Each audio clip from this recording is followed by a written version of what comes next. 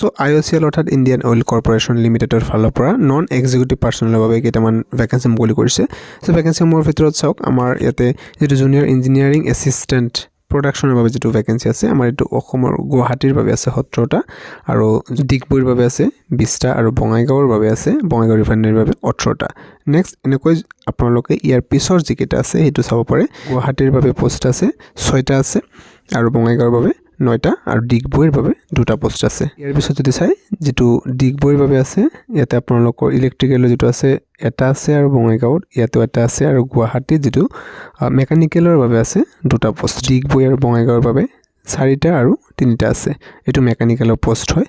Junior quality control analyst ইয়াৰ ক্ষেত্ৰত আমাৰ গুৱাহাটীত 3টা পোষ্ট আছে টোটাল আৰু ইয়াতে ডিগবৈৰ বাবে 2টা বঙাইগাঁৱৰ বাবে 4টা পোষ্ট আছে।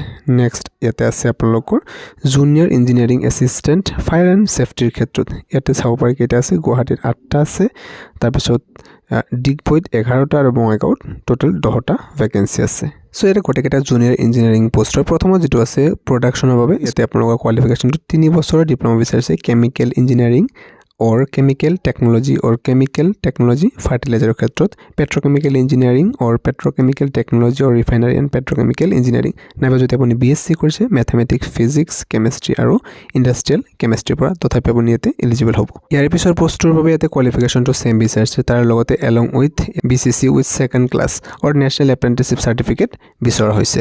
আৰু ইয়াৰ পিছত যেটো আছে জুনিয়ৰ ইঞ্জিনিয়াৰিং এছিষ্টেণ্ট ইয়াৰ ক্ষেত্ৰত 3 বছৰ ডিপ্লোমা ইন ইলেক্ট্ৰিকেল ইঞ্জিনিয়াৰিং নাইবা diploma in electrical and electronics engineering or electrical power system or electrical engineering industrial control minimum 50% marks বিচৰা হৈছে। বাকি ক্যাটাগৰি ৰিজাৰ্ভ থাকিলে ইয়াতে 45% হলেও এলিজিবল হ'ব। Junior engineering assistant electrical and junior technical assistant ইলেক্ট্ৰিকেলৰ বাবে 3 বছৰৰ ডিপ্লোমা বিচৰা হৈছে ইলেক্ট্ৰিকেল ইঞ্জিনিয়াৰিঙৰ আৰু নাইবা ডিপ্লোমা বিচাৰিছে electrical and electronics engineering electrical power system.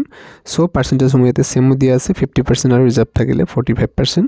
Next যেটো আছে মেকানিকেলৰ বাবে ইয়াতে 3 ইয়াৰ্ছৰ ডিপ্লোমা মেকানিকেল ইঞ্জিনিয়াৰিংৰ ক্ষেত্ৰত হ'ব লাগিব নাইবা মেকানিকেল প্ৰডাকশ্যনৰ ক্ষেত্ৰত ইয়াতে আপোনালোকৰ পাৰ্সেন্টেজটো সেম 50% আৰু এনে হলে 45% ৰিজাৰ্ভেশ্যনৰ বাবে। নেক্সট যেটো আছে জুনিয়ৰ ইঞ্জিনিয়াৰিং ইনষ্ট্ৰুমেন্টেশনৰ ক্ষেত্ৰত সো ইয়াতে 3 ইয়াৰ্ছৰ ডিপ্লোমা বিচৰা হৈছে ইনষ্ট্ৰুমেন্টেশন ইঞ্জিনিয়াৰিং নাইবা ইনষ্ট্ৰুমেন্টেশন এণ্ড ইলেক্ট্ৰনিক্সৰ ক্ষেত্ৰত। ইয়াৰ পিছত যেটো আছে জুনিয়ৰ কোৱালিটি কন্ট্ৰোল এনালিষ্ট ইয়াৰ ক্ষেত্ৰত BSc বিচৰা হৈছে মেথমেটিক্স ফিজিক্স কেমিষ্ট্ৰি নাইবা ইয়াতে ইণ্ডাষ্ট্ৰিয়েল কেমিষ্ট্ৰি উইথ মিনিমাম 50% বিচৰা হৈছে জেনাৰেলৰ বাবে। SC/ST হলে ইয়াতে 45% থাকিব লাগিব মিনিমাম পাৰ্সেন্টেজ। যেটো আছে জুনিয়ৰ ইঞ্জিনিয়াৰিং ফায়াৰ এণ্ড সেফটিৰ ক্ষেত্ৰত ইয়াতে আপোনালোকৰ চাব পাৰে ইন্টাৰমিডিয়েট অৰ ক্লাছ 12 হায়াৰ সেকেন্ডাৰীতে পাস কৰা হ'ব লাগিব লগতে থাকিব লাগিব valid heavy vehicle driving licence heavy driving licence থাকিব লাগিব আৰু ফিজিক্যাল ষ্টেণ্ডাৰ্ডৰ ক্ষেত্ৰত দিয়া আছে হাইটটো আমাৰ অসমৰ কেণ্ডিডেটৰ বাবে 160 হলে এলিজিবল হ'ব। বাকি ইয়াতে ওয়েটটো মিনিমাম 50 কেজি হ'ব লাগিব। বাকি সকলো মেডিকেলৰ ডিটেইলছ দিয়া আছে। চিষ্টৰ ক্ষেত্ৰত ইয়াতে সকলো উল্লেখ কৰাই আছে। জেনাৰেল EWS ক্যান্ডিডেট হলে 26 ইয়াৰ্স হ'ব লাগিব ম্যাক্সিমাম এজ আৰু SC/ST হলে 31 লৈকে পাৰিব আৰু যদি OBC NCL হয় 29 ইয়াৰ্স লৈকে এপ্লাই কৰিব পাৰিব ইয়াতে বা এলিজিবল হ'ব। আৰু ইয়াতে সিলেকশন প্ৰসেসৰ ক্ষেত্ৰত আপোনালোকৰ প্ৰথমতে এটা কম্পিউটাৰ বেসড টেষ্ট বা CBT টেষ্ট লোৱা হ'ব তাতে কোৱালিফাই কৰিলে আপোনালোকৰ স্কিল প্ৰফিচিয়েন্সি বা ফিজিক্যাল টেষ্ট লোৱা হ'ব পোষ্ট ওয়াইজ। আৰু ইয়াৰ ক্ষেত্ৰত আপোনালোকৰ প্ৰথমতে CBT ৰ ক্ষেত্ৰত 120 মাৰ্কছৰ এটা এক্সাম দিব লাগিব। ইয়াতে সকলো ডিটেইলছ লিখি আছে কৰপৰা কোৱেশ্চন বিলাক আহিব।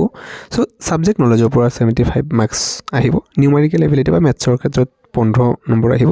জেনাৰেল এৱাৰনেছৰ পৰা 10 মাৰ্কছৰ কোৱেশ্চন ইয়াতে আহিব আৰু গোটেইকেইটা আপোনালোকৰ কম্পিউটাৰত দিব লাগিব এক্সামটো আৰু এটা আপোনালোকৰ যেটো আছে MCQ বা মাল্টিপল চইচ কোৱেশ্চনত এক্সামটো লোৱা হ'ব। আমাৰ অসমতে এক্সামটো দিব পাৰিব আৰু আমাৰ অসমৰ ক্ষেত্ৰত ডিব্ৰুগড় গুৱাহাটী যোৰহাট শিলচৰ এই 4টা সেন্টাৰ আছে। আপোনালোকৰ ইচ্ছা অনুসৰি আপোনালোকে এপ্লাই কৰাৰ সময়তে সেন্টাৰটো সিলেক্ট কৰিব পাৰিব। আৰু ইয়াতে অনলাইন এপ্লাই কৰোতে যিসকল জেনাৰেল EWS আৰু OBC NCL হয় তেওঁলোকে 300 টকা এটা পেমেন্ট কৰিব লাগিব। ইয়াৰ অনলাইন এপ্লাই প্ৰক্ৰিয়াটো ইতিমধ্যে 20 ডিসেম্বৰৰ পৰা ষ্টাৰ্ট হৈ গৈছে আৰু লাষ্ট ডেটটো 9 জানুৱাৰী তাৰিখলৈকে অনলাইন এপ্লাইটো ইয়াতে চলিব। গতিকে যিসকলে এলিজিবল আৰু ইন্টাৰেষ্টেড হয় নিশ্চয়কৈ এই টাইমৰ ভিতৰত এপ্লাইটো কৰি দিব। এই ভিডিঅ'টোত ইমানেই আছিল আপোনালোকক জনাবলগীয়া। পৰৱৰ্তী সময়ত নতুন ভিডিঅ'ত নিশ্চয়কৈ লগ পাম।